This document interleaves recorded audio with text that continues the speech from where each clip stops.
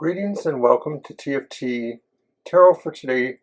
Divine Dabblings with Oberon and Banshee. This is me, Oberon, with Goth Tarot, which is my weekly look into shadow issues, emotional issues that maybe bring us into a different kind of range of deeper emotional quality, perhaps. So I do that with a pull from several cards, several decks, all with more darker themed imagery. And the reading has gone through a number of changes over the last year or so that I've been doing it. I'm going to put in a small change today, which will just come up as I do it. It's just for today, but it's in response to some of the other readings I do and somebody or two's fascination with another deck of cards that I use. Okay, so we're going to get started right now. And of course, the first item we cover is what I call the dark design, the general focus or environment around you. And so to do that, I use the Murder of Crows Tarot, which I have here. It's a very nice deck. I love this deck. So we're going to go ahead and get that warmed up for us.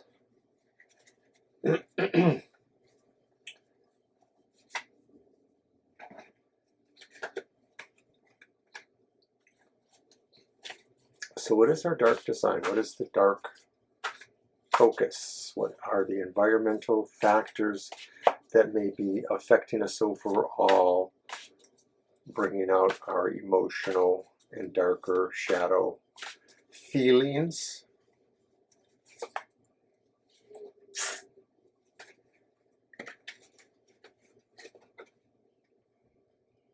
And I have pulled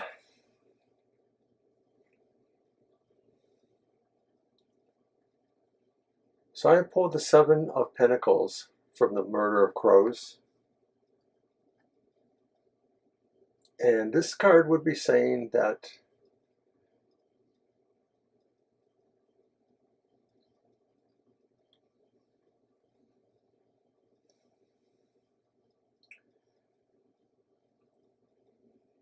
there's a period of waiting here going on. And maybe waiting too long in this situation, that the environment is telling us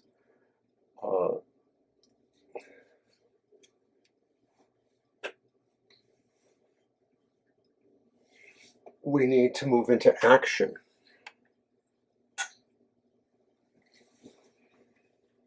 That things are ready for us.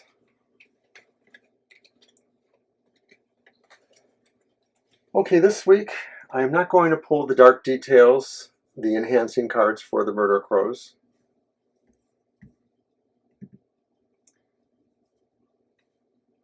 I am going on to the Ghost Tarot, in which I ask the question,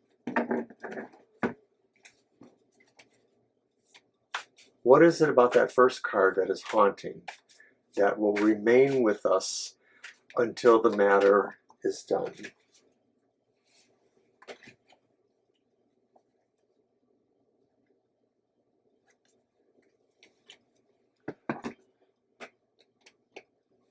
And it's the Nine of Cups reversed.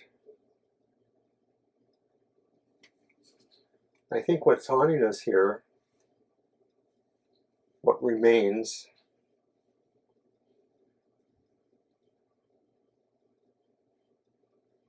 is we're losing our wish in this. By not moving into action, by continuing to set back and watch and maybe just think about how the situation was formed, but not how we see it progressing, we're going to lose our wish. We're going to lose something that promises us material comfort.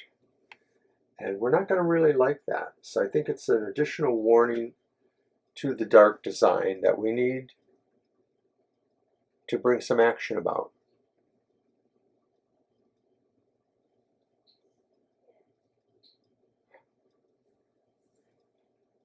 So now I'm going to move to the dark truth, and I'm going to utilize the Tarot of Oppositions, asking the same question: what is the reality now between these two cards and what we feel? And of course, because it is the Tarot of Oppositions, we're going to ask, how can we view all the perspectives, or both sides of the perspectives, in this matter? What is it that is making us remote from action, and maybe remote from considering what could make our situations better? Why are we working against our own wish?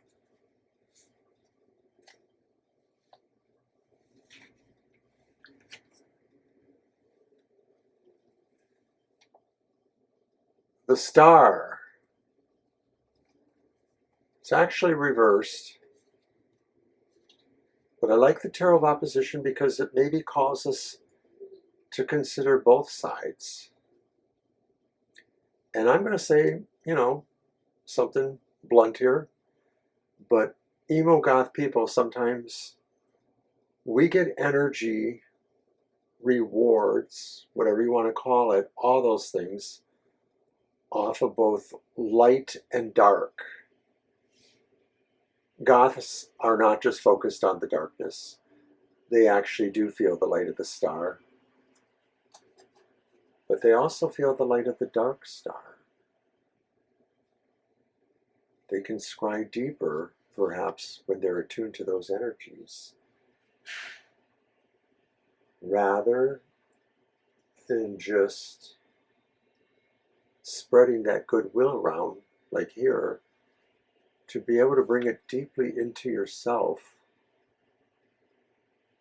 is also good. So I think the dark truth is really, it doesn't matter how we orient ourselves towards our rewards, whether we take more comfort in the dark things that prove our feelings or our theories when we're negative, or whether or not it's the light things that advance ourselves. And it may sound like I'm making a judgment between darkness and light. I am a little bit. But there is power and energy in both ways of looking at this. It is perspective. And we should all be able to find that source and work it, and ultimately realize that they're both the same. All right. So I'm going to skip the dark sacrifice this week. And we're going to move to the dark spiral. What it is that sucks. What drains us here. I've just told you some things that maybe are blunt but truthful. But we still may be having a problem understanding where and how and why we allow our energies to do the things they do. And why we let others drain us, defeat us with their words or their actions, their gaslighting. So what are these things that we can hopefully watch out for? What is the dark spiral to avoid?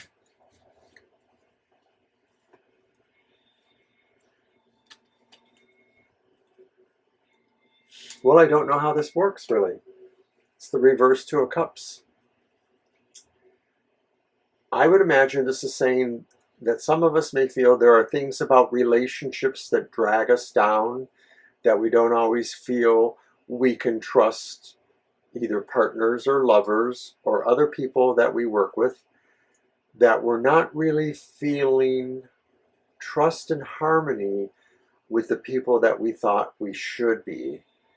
And so I think this would be a good consideration for all of us here in Gothland to put a little heart energy into conversation. It takes two. So don't feel this necessarily means your partner is a cheat or your partner is betraying you. Because in fact, it could just be saying that maybe you're that person. But consider opening up the dialogue. There's another song or saying that says, 2 hearts are better than one. And I think it would be wise for us to remember that sometimes it's just about sharing. That even if it sucks, sometimes just helping each other out by sharing that and trying to relate.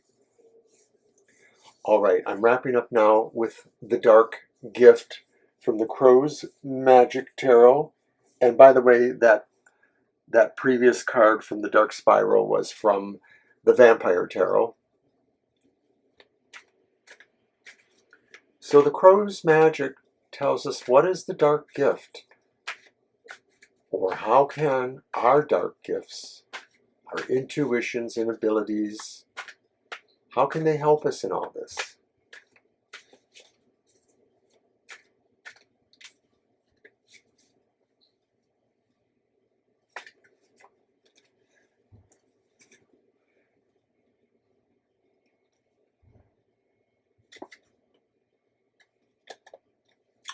And as fate would have it, I've actually pulled 2 cards. They just sort of came at me, bro, as the saying goes. So I can't judge between which one would really be more appropriate. It's the 6 of Wands upright, and it's the 10 of Swords reversed. And I think our dark gift is finding a victory over defeat. Finding a way to rise to the challenge of all those dark forces. And I know that sounds like a platitude, but I think when you go through all the things you have to go through, sometimes you realize, despite partners, despite other situations going on, the energies, how you perceive things, it always is really up to you to ride forth in victory and to conquer or defeat the dark forces.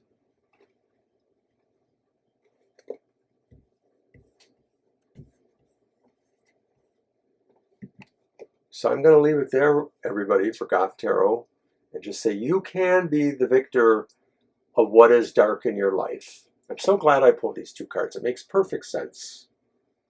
I'll see you next time for Goth Tarot. Have a great week.